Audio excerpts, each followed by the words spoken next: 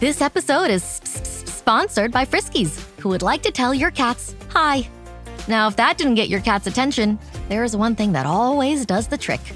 Just pour some Friskies crunchy food in the bowl and you'll hear those paws come running. Works every time. With so many Friskies choices, you can always bring your cats running from their secret napping spots. There's always more to explore. See for yourself at friskies.com or visit your local store.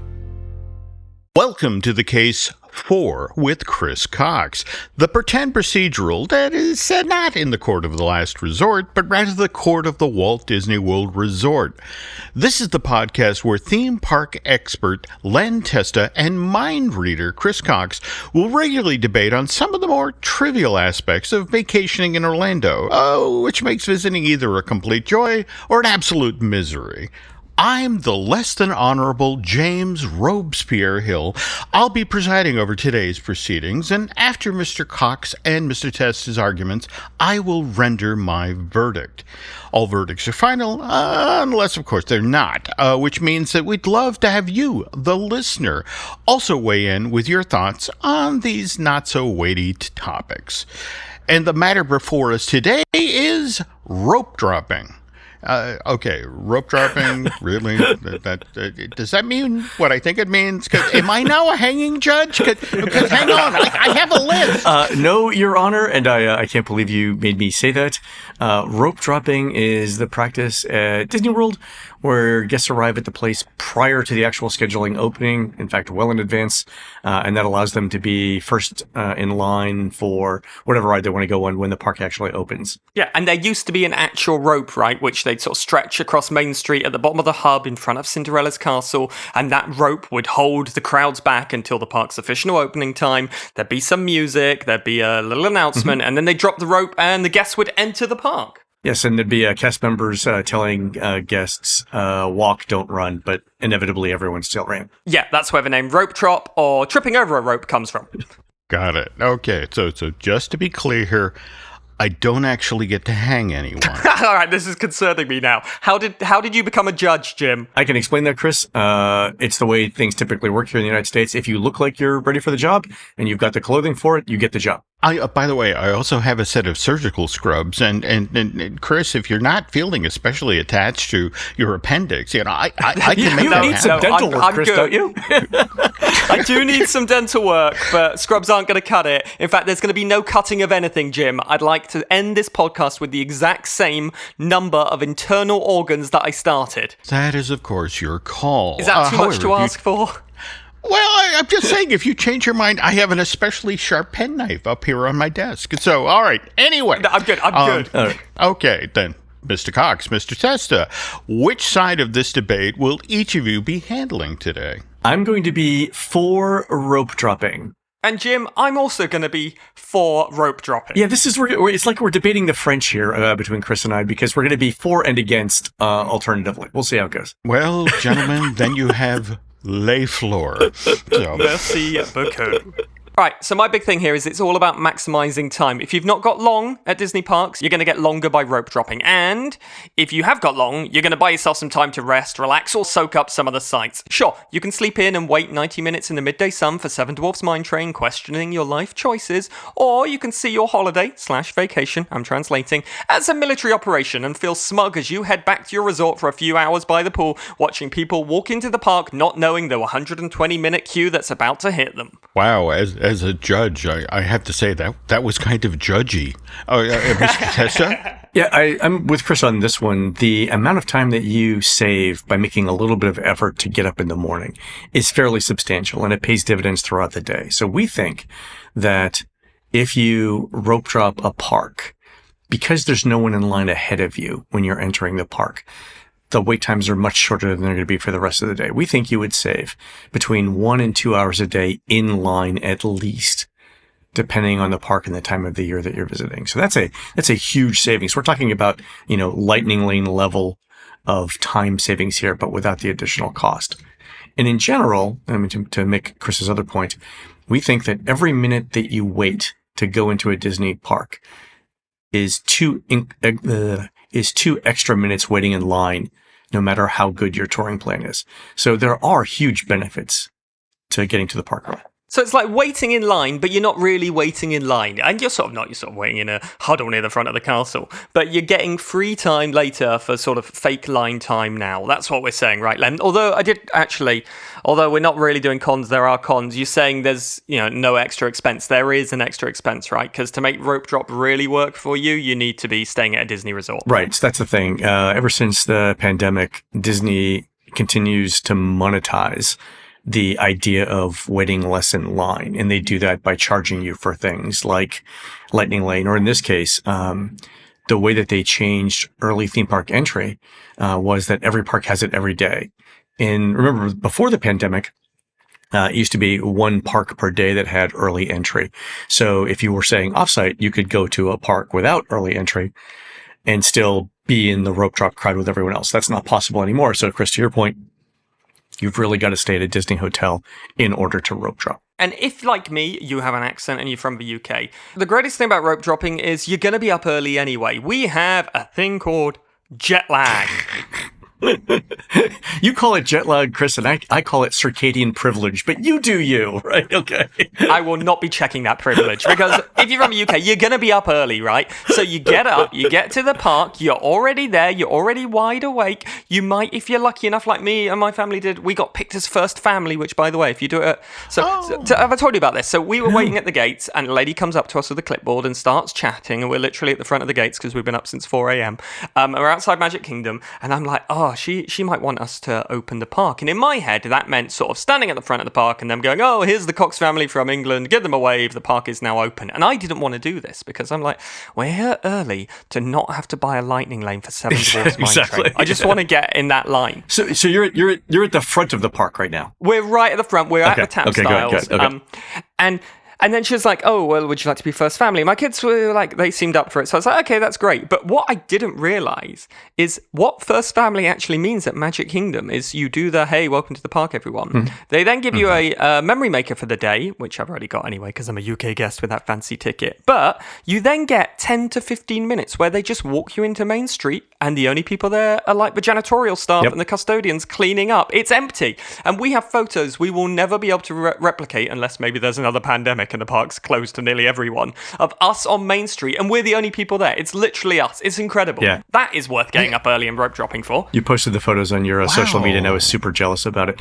The other interesting thing is they do this in multiple places. So if you if you're rope dropping the park and they open Main Street, they'll actually let you queue over by the backside of Cosmic Rays if you're going to Seven Dwarfs Mine Train, and there they will pick another which isn't to be confused with the backside of water, the right? Backside of water, exactly. Yeah, it's it's part of the Backside series, Chris. Part of the Backside MCU, exactly. Or the BMBCU, maybe, or the BSCU. No, the BSCU is a different thing. They'll actually pick another family to be the first family on Seven Dwarfs Mine Train. So you actually get, by rope dropping, you actually get multiple chances to be a first family in the day. Oh, well, now my first family thing feels slightly No, you were the first family for the entire park. Part of many first families. Yeah. Okay, you were first family for the entire park. People get to be first family on, the attractions, so that's good, yeah. I do see it if you're going east to west. But remember, a lot of people go west to east when they travel. People come from California to Florida, or they go Florida to Paris, and that would be one of the cons, because at that point, now you're getting up substantially earlier than you normally would. It would probably require a nap in the middle of the day, but I think there's still a case to be made for that, because you will have done so many rides in the morning with short waits. You can afford to go back in the afternoon, take a nap, and then go back to the parks in the evening when it's cooler anyway, right? Yeah. Conversely, though, if you are traveling to Florida from California or even further, Hawaii or Japan, the weird sort of thing is there's the inversion of rope dropping. You now can be that family who closes the park. Right. And by the way, that's not quite as magical as what Chris has just described, largely because you're actually being chased by janitorial out of the park. Yeah, we need to sweep where you are. Yeah. But it's an interesting experience, and also sort of sliding into the TouringPlan thing. Mm-hmm. The notion of by then there's so few people in the park, you can actually get in a lot of rides. That's true. And if you wanted to extend that further, what I'd say is if you're going west to east, especially if you're going to Walt Disney World, I would stay at a deluxe resort or a DVC resort because you get extended evening theme park hours, and that would allow you to take even more advantage of that reverse jet lag thing, and by staying up late. I think that would be a plan there. I think the thing we're saying here, whether you're rope dropping or end of day dropping, I don't think that's a phrase, you're trying to buy yourself time for later in the day. So if you rope drop, by 10 a.m. you should have hit 3 major attractions and be boshing back a cinnamon roll the size of a small child's head at Gaston's Tavern. That's sort of the plan, right? And then you've got some of the afternoon to sleep off that cinnamon roll. I do like the idea of taking a break in the afternoon for a couple of reasons. One is, if you look at weather patterns in Florida, it is statistically less likely to rain in the morning than the afternoon. So you could, in the worst case scenario, sleep in, go to the parks, have really long waits in line, and then have drenching rain on you all afternoon as you try and figure out what rides to go on to get something done without a 2-hour wait. If you rope drop, you can get those rides done in the morning. You could head back to your resort in the afternoon, take a nap while it's raining, which is the most delightful kind of nap, and then go back to the park in the evening when the rain is done. So I think we're all pro rope drop here. I suppose what's the cost of being able to beat the crowds by rope dropping? And I think the cost is probably sleep and breakfast, right? So maybe just retheme it as an al fresco breakfast. You can eat while you're waiting, get a little granola bar down you. You're going to be in the park before the sun melts you faster than Olaf without his permafrost. And, it gives you an opportunity to shout, go, go, go at your kids. And you realize their reliability to all your carefully laid plans. And also, you get to learn what bribery works for your kids. I know that a cake pop is a good way to go like, if we go past now, we'll come back for a cake pop, but get going because I'm not paying for a mine train lightning lane. Run, children, run! Run, children, run! like they're in a haunted forest. I hope you're saving money for therapy there, Chris. But if I might interject, Chris did bring up the one true cost of rope dropping, and I think Len mentioned this as well, that in order for this to work, you have to stay at a Disney resort. Yeah. In fact, Len, you suggested a deluxe resort, and let's be honest, that gets pricey. It does get expensive. The thing you could do, though, is by seeing those attractions in the morning and then staying late, you can purchase 1 day less on your park tickets because you will have gotten through all the lines. So there is some of the savings is offset. And let's face it, it's a slightly better experience if you could rope drop in the morning, take a nap in the afternoon, and then go back and see the parks at night when I think a lot of the visuals are better. That's kind of a win-win. When they're lit up beautifully, yeah. And also, actually, the other side is that if you are going to do that, you're going to rope drop and you're going to have to pay for a Disney resort. You're actually making better value for money because you're getting some extra time in the Disney resort that you're paying for in the afternoon that you wouldn't be normally. In fact, we should totally do a case for spending more time at your resort. I would love to do that. So, Chris, your kids are young enough, though. I remember when Hannah was a teenager, and it was almost impossible to get her up in time for like a 7 a.m. rope drop because teenagers just don't wake up early naturally. Where your kids were able to wake up early because you're coming from the UK, but like if they... Yeah, and they're 5 and 7, so they're getting up before any of us. Our alarm clock is normally Aurora going, help, I'm awake! In 10 years, though, that's going to be vastly different. They're going to want to sleep late, and rope dropping is going to be less of a thing. And then they can learn about getting up early equals good things, early bird catching the worm, and learn about, hey, here's how you travel on public transport on your own. Good luck with the Disney transportation system. We'll see you there. All right. If I might jump in here, Len, you have a wonderful story. Speaking of a deluxe resort and your daughter, Hannah, can you talk about, I think she was young and you guys were at the Poly? Yeah. Oh, the hammock? Oh, yeah. All right. So I'll tell this story real quick. We're at the Poly for Tiki Fest, which is a celebration of all things Disney's Polynesian resorts.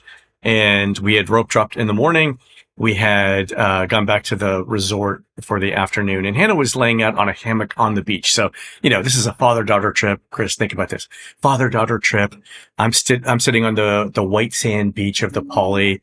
Hannah's on a hammock swinging back and forth. And we're just quiet, sort of in our own thoughts and, taking in the scenery and everything. And the clouds started rolling in and the temperature dropped really, really fast. And then it started the pelting rain. Like it went from nothing to pelting rain all at once. And I'm like, Hannah, we need to get back to the room. But luckily, maybe our room was like 10 yards from where we're standing. We're on the first floor room.